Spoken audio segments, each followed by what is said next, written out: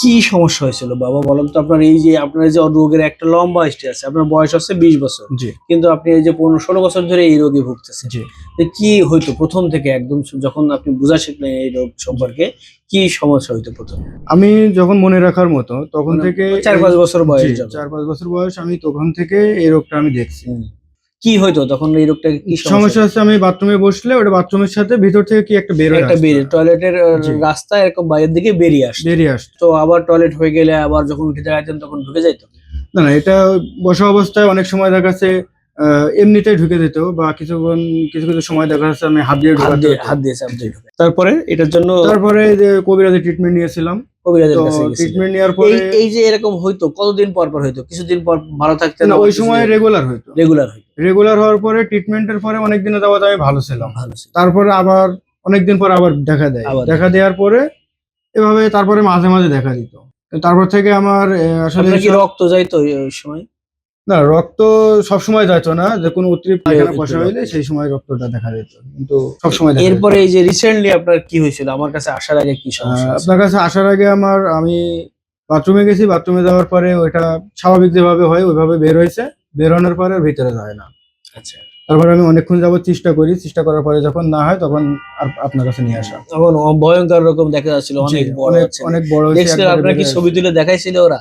না না, আপনি নিজেই দেখতে পারতেন তো হচ্ছে কিছু আমি পারতেন? কিছু মানে এটা তো অনেক বড়, হ্যাঁ, দেখা যেত দেখা আরকি। যেত। হ্যাঁ, দেখা যেত। এটাকে তারপরে হচ্ছে আমার কাছে আসলে আমার কথা কে বলেছিল আপনার? আমাদের ওখানে একজন আছে, উনিও কবিরাজি ট্রিটমেন্ট করে বা ডাক্তারি ফর্মুলা কিছু জানা আছে তার। হুম। সে আছে আপনার কথা সে বলছে। কবিরাজে আমার কথা জি, বলেছে। আপনার খুব কথা খুব বলছে। ভালো যে কবিরাজে আমার কথা বলেছে। আচ্ছা হচ্ছে তারপর আপনি আমাদের কাছে আসলেন। জি, আমরা হচ্ছে আপনার এই তখন আমরা পরীক্ষা করে দেখলাম। দেখে বলছি যে আপনার রেকটাল প্রলাপস হইছে। তাই না? জি, বলছিলাম। তখন বলছিলাম যে রেকটাল প্রলাপস এখন হচ্ছে ম্যানুয়াল অপারেশন করা যাচ্ছে না। একটা ছোট অপারেশন করা লাগবে। জি, টেম্পোরারি অপারেশন। জি। সেই অপারেশন করে দিয়েছিলাম। দিয়ে সেই অপারেশন করার পর তো এখন তো আর এরপর মধ্যে তো আর একবারও বের না, হয়নি। না, এর পরবর্তীতে আমি কোনো সমস্যা কোনো আর সমস্যা আর ফিল হয়নি। করতেছেন না। তো হচ্ছে দর্শক উনি আসলে এই রোগটা নিয়ে উনার আসলে অনেক ছোটবেলা থেকেই ভুগতেছেন। এটাকে আমরা বলি রেকটাল ফ্লাশ। যখন টয়লেট করতে যাই, টয়লেটের সাথে পুরোটাই রেকটামের একটা অংশ ফুল থিকনেস চলে আসে উনার। পুরোটাই চলে আসতো একদম হচ্ছে চারিদিকে সারকামফারেন্সিয়ালি উনার চলে আসতো। আসার পর হচ্ছে এটা যখন অল্প ছিল তখন আসতো, টয়লেট করতে উঠে দাঁড়াতে চলে যাইতো বা হাত দিয়ে অ্যাপোজিশন করে দিয়ে আসতো। যখন তার টয়লেট কষা হইতো তখন এই যে আছে মিকোজা ছেড়ে যাচ্ছে এরকম রক্ত যাইতো। এরকম উনার চলতেছিল, করতেছিল, এদিক ওদিক ওষুধ খায়। ওষুধে আসলে ওষুধের কোনো ইয়ে না। এটা ওই মাঝে, মাঝে হয়, মাঝে, মাঝে ঠিক হয়ে যায়, এরকম চলতেছিল। চলতে উনার হচ্ছে রিসেন্টলি এটা হচ্ছে এমনভাবে বাইরে চলে আসছিল, এখন ইডিমাটাস হয়ে গেছে অনেক বড়। এটা আর ভিতরে ঢুকতেছিল না।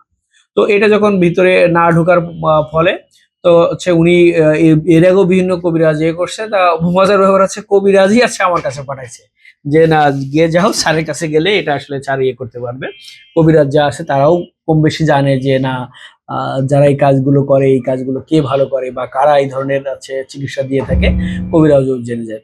তো উনি যখন আমার কাছে আসে আমরা তখন পরীক্ষা করে দেখি তার হিউজ রেকটাল প্রলাপস, মানে একদম রেকটামের পুরো অংশটাই আছে আসলে বেরিয়ে চলে আসছে, অনেক বড় একটা অংশ। তো আমরা হচ্ছে তখন ওনাকে আন্ডার অ্যানাস্থেশিয়ায় আমরা ম্যানুয়াল অ্যাপোজিশন করে আমরা একটা থিয়ার্স অপারেশন করে দিয়েছি। যে যদিও থিয়ার্স অপারেশন কোনো পার্মানেন্ট সলিউশন না, এটা হচ্ছে টেম্পোরারি ওনার যে ধরনের কন্ডিশন ছিল এরকম যদি প্রলাপস হয়ে ওনার বাইরে থাকতো তাহলে এটা রেকটামটা পচে যেত। স্ট্রাঙ্গুলেশন হয়ে সেটা পচে যেতে পারতো। পচে গেলে তখন ওনারা ওখান থেকে আচ্ছা আমাদের অন্য ধরনের অপারেশন লাগতো। সেটা অপারেশন করা যায়, হয়তো অন্য রেকটাম কেটে ফেলে ওখানে আবার সেলাই দেওয়া লাগতো, হয়তো আমাদের হচ্ছে বাইপাস করা লাগতো। তো উনি আমাদের কাছে যখন আসছে আমরা এটা ভায়াবল ছিল, যার কারণে আমরা ওটাকে আছে টেম্পোরারি একটা ঢুকাই দিয়ে তার ব্যবস্থা করছি। এটা যখন আস্তে আস্তে ওনার ইডিমা চলে আসবে তখন এটার পার্মানেন্ট চিকিৎসা নিতে হবে। তো এই ধরনের রোগ বলে হচ্ছে রেকটাল প্রলাপস। পায়খানা রাস্তায় আসলে মানুষ কিছু হয়ে পাইলস মনে করে আর কবিরাজ বা এদিকে চিকিৎসা নিয়ে আসবে, এটা আসলে ঠিক না। পায়খানা রাস্তায় অনেক ধরনের রোগ হতে পারে। দেখেন উনার কিন্তু পাইলসের মতোই সমস্যা, উনি মনে করে আসছে কবিরাজের চিকিৎসা নিছে, কিন্তু উনার রোগটা ছিল রেকটাল প্রলাপস।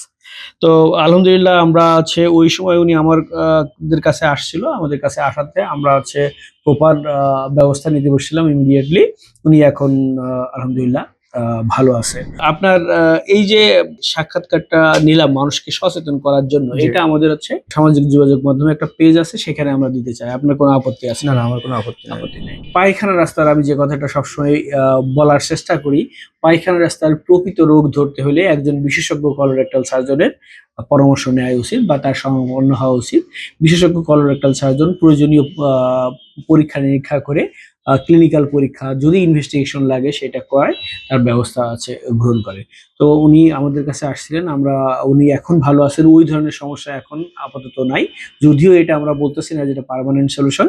পরবর্তীতে হচ্ছে উনার হয়তো আরেকটা অপারেশন লাগতে পারে। তবুও এই যে উনার হচ্ছে যে মিথ ছিল যে না পাইলস হইছে, পাইলস না উনার যে আলাদা রোগ, এটা কিন্তু আমাদের কাছে এসে ধরা পড়ছে।